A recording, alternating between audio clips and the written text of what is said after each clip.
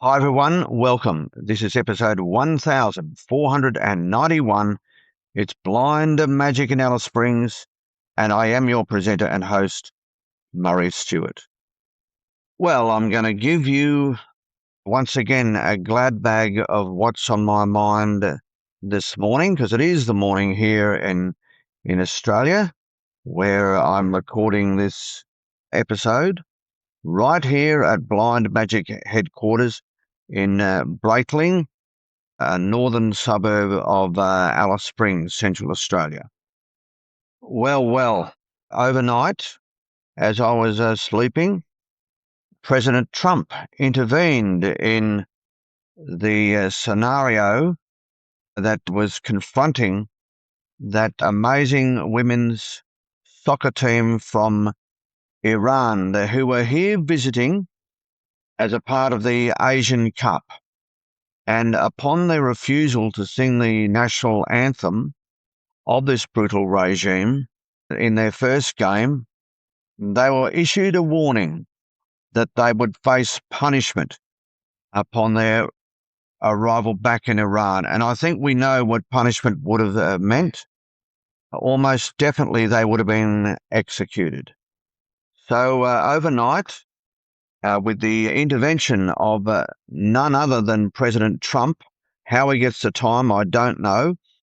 But with the intervention of President Trump, we now have decided to offer these young women protection right here in Australia and a pathway to get permanent residency down the track. I think that's incredible, amazing, wonderful. And all I can say to these wonderful young women is welcome to Australia, and we hope that you can, like us, enjoy the relative safety that we have here in our great nation. There is concern about their families back in Iran and what may happen to them. So I know that there are and is representations being made as we speak to also offer protection to those members of the family, the mums and dads and siblings, etc.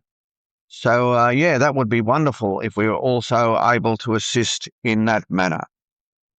But also, I do say, how is it that President Trump has the time and the energy to take time out to help these women? How is it? He's a man of 79 years of age, and he's got the world on his shoulders, literally at the moment, in conducting this just action against this brutal and abhorrent regime.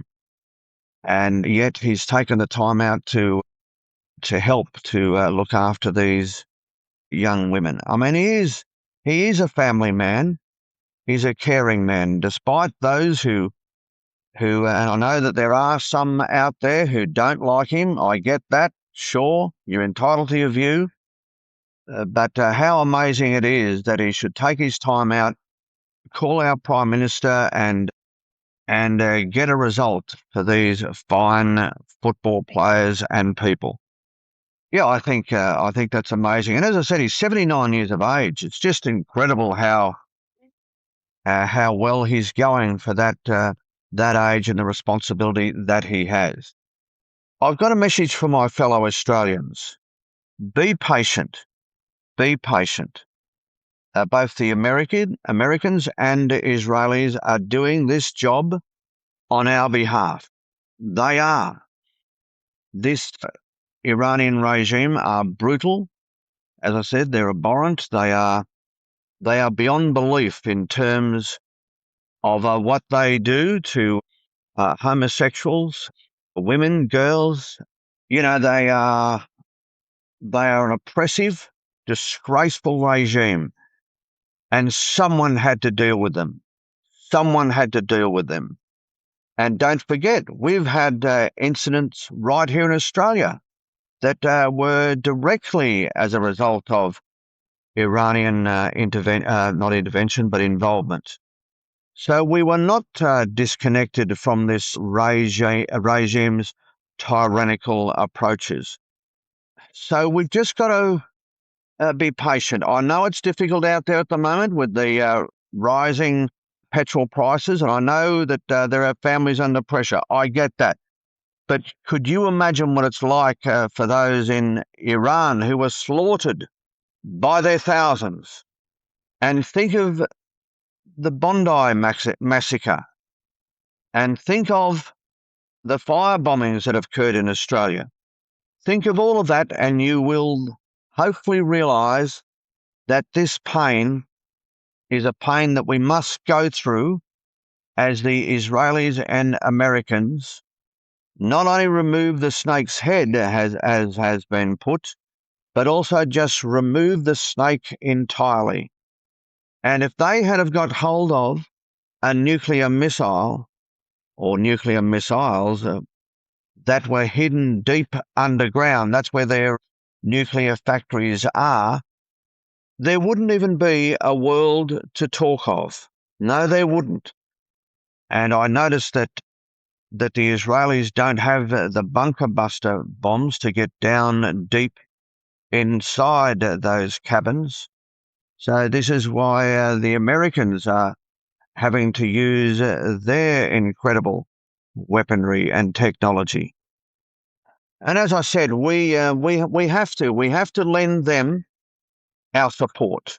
We have to give them time, because this action is a necessary action.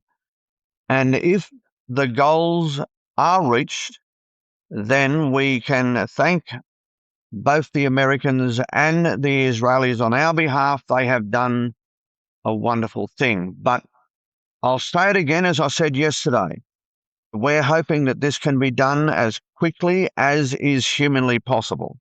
It's a big job. It's an important job. But yeah, let's just hope this can be sorted as soon as possible to save any further pain on Australian families and other people throughout the world. Of course, I think of people in Iran who are having bombs rain down upon them.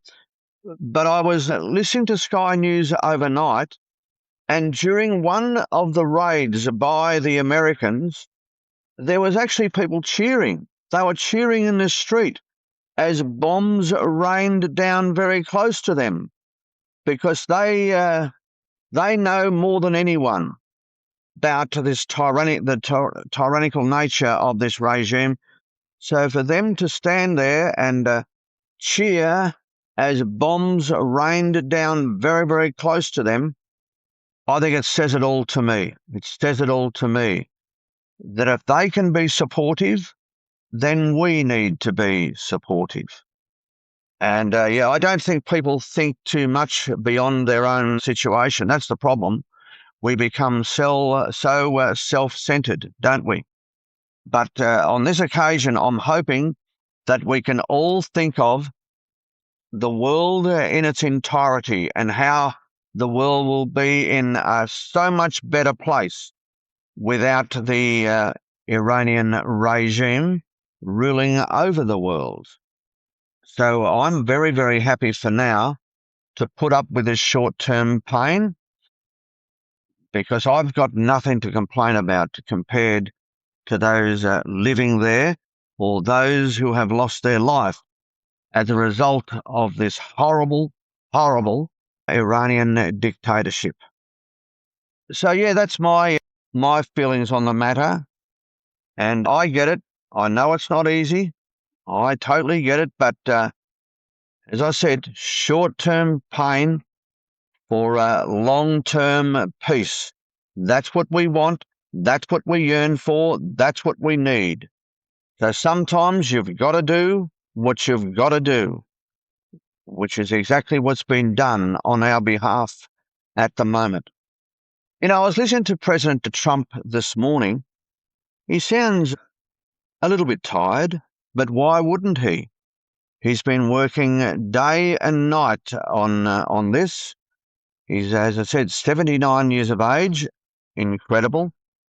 I just get the feeling, and I've said this on this podcast previously, that something might give out where his biology is concerned. If you're working on such important matters, day and night, when is it that your own body gives out? I hope for his sake that it's a long time coming, because we still need him to be vital and controlling as the master in chief over there of the American operation. Yeah, we do need him to be pulling the reins for a while yet, until the world and its horrible dictatorships are cleaned up and destroyed. So with that in mind, though, I couldn't help but think that he did sound a little tired this morning. And as I said, he's quite amazing, the stamina that he has, quite amazing. I'm not sure that I would be able to deal with what he's dealing with at the same age. I at times struggle, and I'm a lot younger.